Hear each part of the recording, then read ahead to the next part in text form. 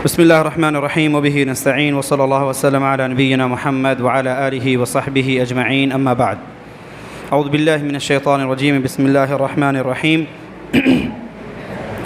اقتربت الساعة وانشق القمر وإن يروا آية يعرضوا ويقولوا سحر مستمر.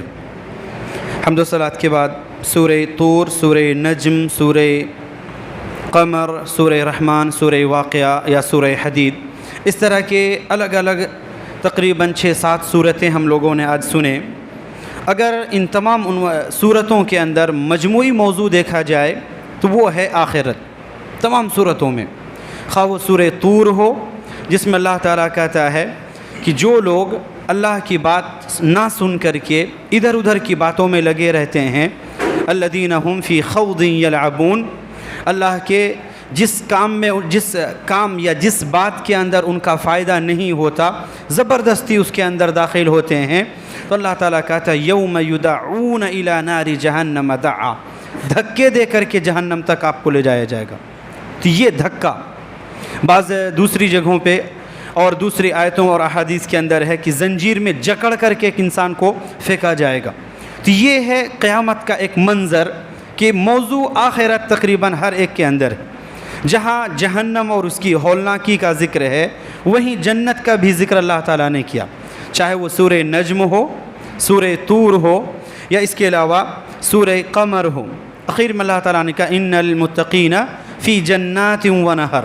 بس یہی ایک چھوٹا سا جملہ، 2 آیتیں ہیں، اللہ تعالیٰ نے جنت کے لیے ذکر کیا کہ جو متقی ہوں گے، اللہ سے ڈرنے والے ہوں گے، وہ جنت کے اندر داخل ہوں گے جس میں کئی ساری نہریں ہوں گی. اور اللہ تعالیٰ نے کہا ہر ایک کو اپنی اپنی سیٹ ملے گی، فی مقعد صدق، ہر ایک کو اپنی اپنی سیٹ ملے گی. اس دنیا میں ایک انسان کو کیا کیا چیزیں چاہیے ہوتی ہیں؟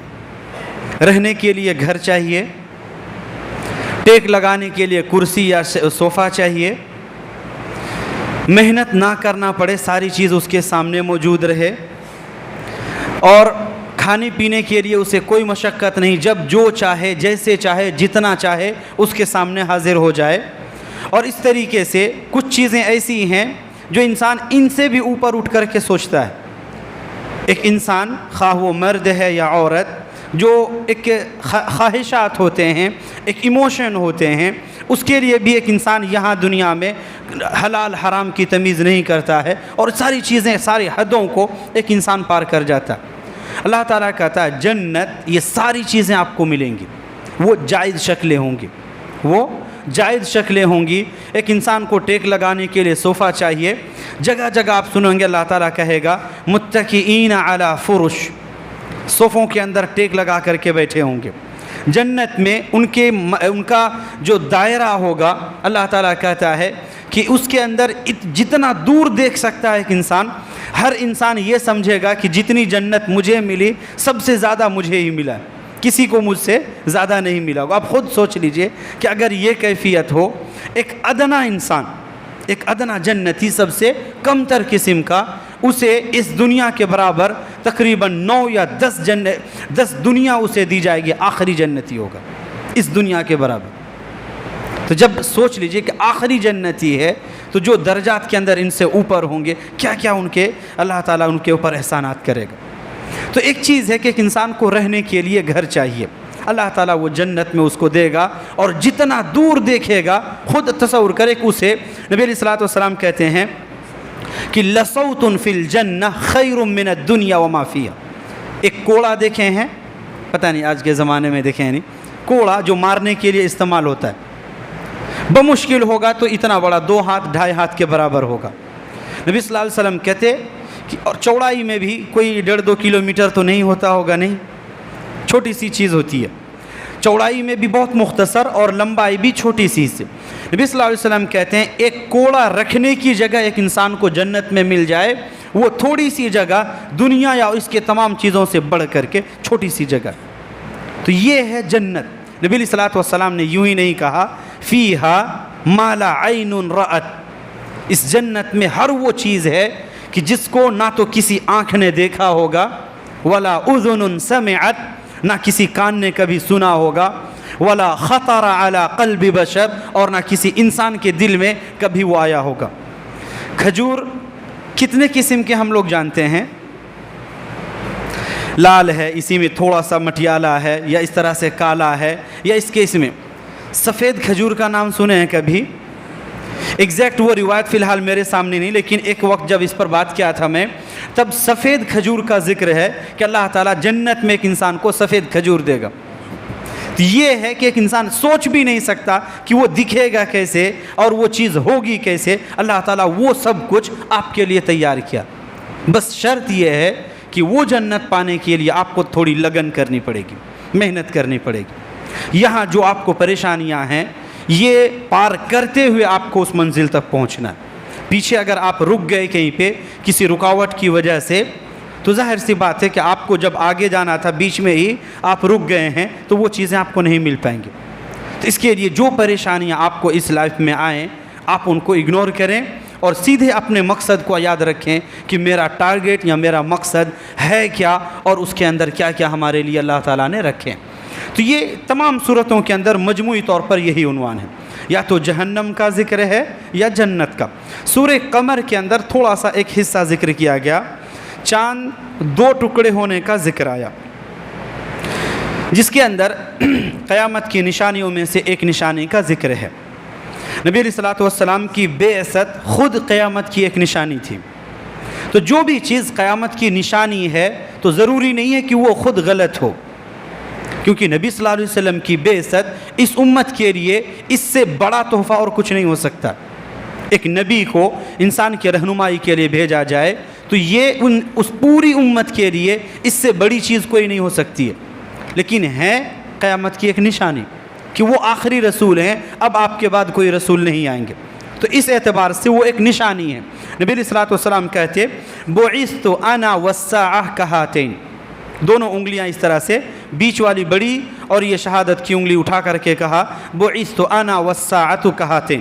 محدثین نے دو معنی بیان کیا ہے کہ اس بیچ میں تھوڑا سا گیپ ہے، میرے اور قیامت کے درمیان بہت تھوڑی سی مدت ہوگی کہ اچانک ایک انسان کے پاس آ جائے گی، جیسے اس انگلی کے بعد یہ انگلی آتی ہے کہ اب میرے بعد کوئی اور نبی نہیں آئیں گے، میں آخری رسول ہوں۔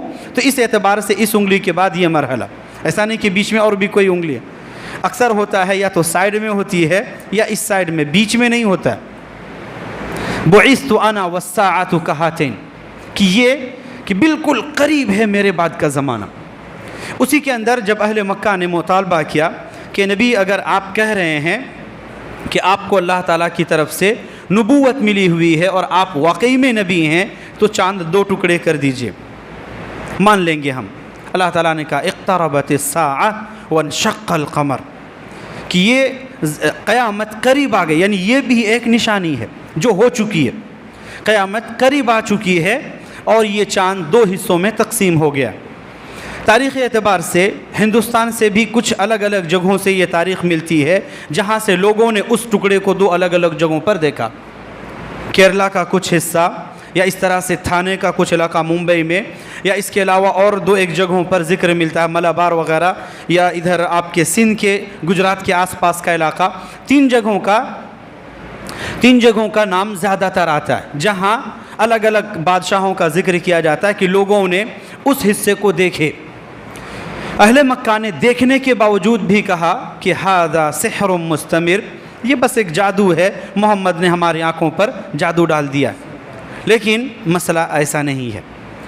اگر جو موجود ہیں وہاں پہ، وہ لوگ خود اس بات کے معترف تھے کہ ٹھیک ہے آپ نے ہم پر جادو کر دیا ہے۔ ایسا کرتے ہیں جو مسافر باہر سے لوگ آ رہے ہیں، ہم انہی سے پوچھ لیتے ہیں کیا ان لوگوں نے بھی دیکھا ہے؟ بہت سارے لوگوں نے اسے تصدیقیں کی۔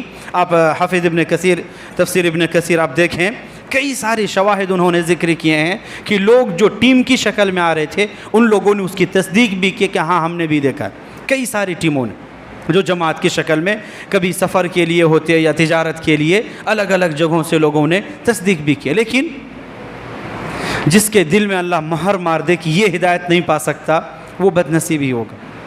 ہمیں اللہ نے ہدایت دی ہے، اس کی قدر کریں گے۔ جو ہدایت دی ہے اللہ تعالیٰ کا اول اس پر کا شکر ادا کریں اور ہمیشہ اس پر قائم رہیں، اللہ تعالیٰ سے دعا کرتے رہیں۔ کبھی اگر کچھ قسم کی بے چینی ہونے لگے دین کے بارے میں تو فوراً استغفار کریں اور اللہ تعالیٰ کی طرف بھاگتے ہوئے آئیں، کیونکہ ہدایت ملنے کے بعد اگر آپ پھر سے گمراہی کی طرف جاتے ہیں بہت کم چانس ہوتا ہے کہ ایک انسان دوبارہ واپس آ پاتا۔ اس کے لیے جو نعمت ہے، خواہ وہ اسلام ہو، ہدایت ہو، اس کی پہلے قدر کریں اور اللہ تعالیٰ کا شکر ادا کرتے ہوئے اس پر اپنے آپ کو خوشی محسوس کریں، کوڑھن یا اس کے اندر کجی محسوس نہ کریں۔ اللہ تعالیٰ سے دعا کریں وہ ہم تمام لوگوں کو اولاً جو ہم میں سے لوگ غلطی کے شکار ہیں یا کسی الجھن میں ہیں دین کو لے کر کے، اللہ تعالیٰ ان کے گرہیں کھول دے اور انہیں صحیح راستے کی ہدایت دے، صحیح دین کی رہنمائی فرمائے، ہدایت کی طرف آنے کی توفیق دے۔ جو دین سے دور ہو گئے ہیں سستی اور کاہلی کی بنیاد پر، اللہ تعالیٰ سستی سے ابھرنے اور صحیح ہدایت کی طرف آنے کی توفیق دے۔ یا الہ العالمین، تیرے ہی ہاتھ میں سب کچھ ہے، تو ہی ہے جو دلوں کو پھیرتا ہے۔ الہ العالمین، ہمیں اپنے دین کے اوپر، ہمیں اپنے توحید کے اوپر قائم رہنے کی توفیق عطا فرما۔ الہ العالمین، زلل اور